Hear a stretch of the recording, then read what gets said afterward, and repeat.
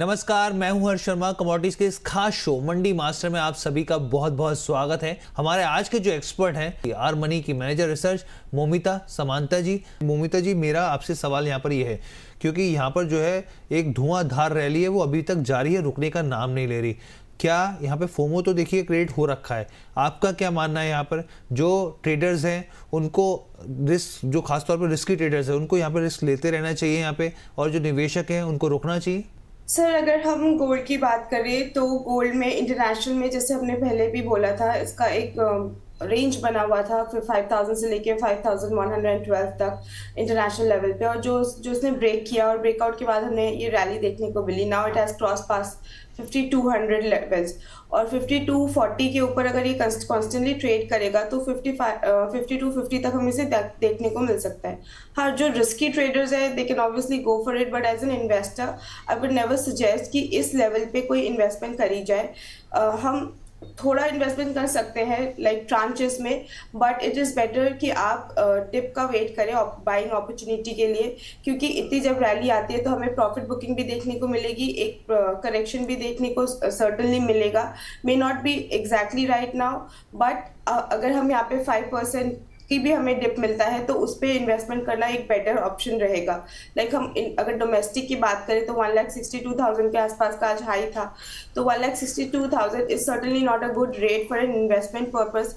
अगर ये 1,50,000 या 1,45,000 के आसपास आता है गोल्ड में इन्वेस्टमेंट के लिए, तो वहाँ कुछ क्वांटिटी बाय कर सकते हैं and then wait for a further reduction in the prices and then go for an buying opportunity, क्योंकि इस रेट में इन्वेस्टमेंट करना वुड बी हाईली रिस्की। बिल्कुल। मोमिता जी, आपसे मैं समझना चाह रहा हूँ कि आप कैसे देख रहे हैं यहाँ पर, क्योंकि अब जो है फेड की आज जो है आउटकम, बैठक का आउटकम आता हुआ दिखेगा यहाँ पर, और रात को करीब अगर इंडियन समय के हिसाब से देखें तो करीब 12 बजे आता हुआ दिखेगा, 1 बजे प्रेस कॉन्फ्रेंस होती हुई दिखेगी। और यहाँ पर खास तौर पे मैं आपसे समझ आता हूँ क्योंकि बात ये हो रही है कि जो आउटकम आएगा वो जियो का त्यों बिल्कुल वैसे ही रहेगा यहाँ पर।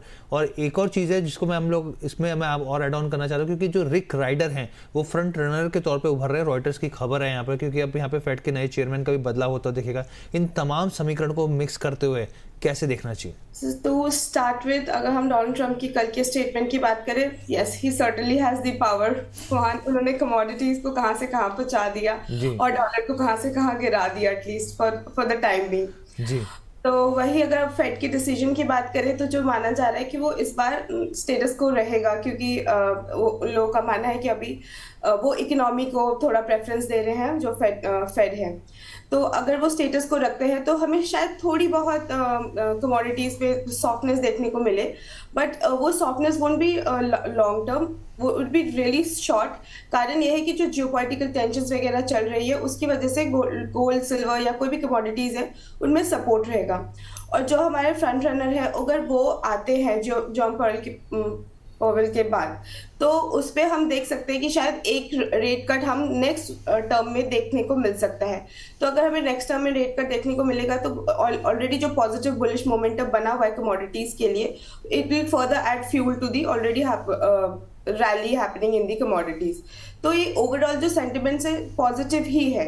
बस ये है कि आज का जो रात का जो भी स्टेटस रहेगा उससे हमें थोड़ी बहुत सॉफ्टनेस देखने को मिलेगी। However it won't be forerun by the already happening geopolitical tensions. बिल्कुल मैम, और बल्कि मैं तो मैम शुरू से ये कह रहा हूँ कि डोनाल्ड ट्रंप आए हैं तो अनसर्टेनिटी लेकर आए हैं, और जब तक 3 साल अभी हैं बाकी, तो आप देखिए बहुत ही धूम धड़ाका आगे भी होता हुआ देखने को मिलेगा यहाँ पर। मोमिता जी, आपसे एक सवाल है, ये कह रहे हैं कि spot gold and silver price is just ahead of the future price now, what it means to the investors. हमारे दर्शकों को मैम इस चीज़ को समझाइए। है वो अपसाइड ही जाते हुए देखते हैं। अगर फ्यूचर प्राइसेस स्पॉट से बढ़ा हुआ होता है तो इस पे हमें ये एक्सपेक्टेशन होती है कि जो आने वाले डेज है उस पे भी प्राइसेस अपसाइड ही देखेंगे जी। मोमिता मैम, आपका क्या मानना है यहाँ पर, क्या करना चाहिए? सर, अगर आपको रखना है तो you are certainly advise to keep it. I mean 1 kilo gold खरीदा है, very good, it's a good investment and I don't know at what levels you have bought it, but इसको आप फ्यूचर के लिए रख सकते हैं if you do not need cash right now, so just keep it. अच्छा मोमिता जी, आपके हिसाब से शॉर्ट टर्म में कच्चे तेल की जो कीमतें हैं उनको लेकर क्या आउटलुक रहेगा? अभी तो पॉजिटिव ही है because of the underlying factors जो भी चल रहे हैं, और अभी जो रिपोर्ट भी आई है उसमें भी हमने क्रूड ऑयल में जो इन्वेंट्री है वो कम दिखी है। तो इसलिए अभी हम बाइंग ही देंगे, बट हम थोड़ा डिप्स पे बाई देंगे eight 5600 with a target of 5900 to 6180 with a stop loss of 5300. हमारा जो कॉल्स होते हैं, they are mostly into an investment side, not a daily trading call side. बिल्कुल, और यहाँ पे देखिए खरीदारी की सलाह यहाँ पे, लेकिन इन्वेस्टमेंट साइड के हिसाब से आप इसको मत भूलिए। मैम ने जो यहाँ पे डिस्क्लेमर भी दिया है साफ तौर पे, 5600 के लेवल्स यहाँ पे खरीदारी कर सकते हैं। टारगेट 5900 से लेके 6180 और साथ ही स्टॉप लॉस 5300 का लगाना आपको नहीं बोलना, स्ट्रिक्ट स्टॉप लॉस लगा के चलिए। अब मोमिता जी, नेचुरल गैस को लेकर मैं आपसे समझना चाह रहा हूँ, यहाँ पे मौजूदा स्तर जो है, यहाँ पर जो लेवल्स हैं, यहाँ पर क्या आउटलुक दिख रहा है आपको?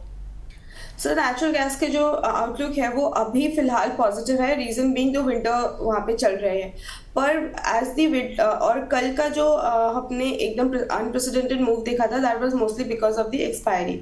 पर अगर हम देखें जैसे जैसे विंटर्स फेड होगा, prices will come down to its natural course. Okay, अभी जो 347 का भी लेवल चल रहा है हमारे MCX पे, that will come down near 300 का लेवल्स भी हम देख सकते हैं।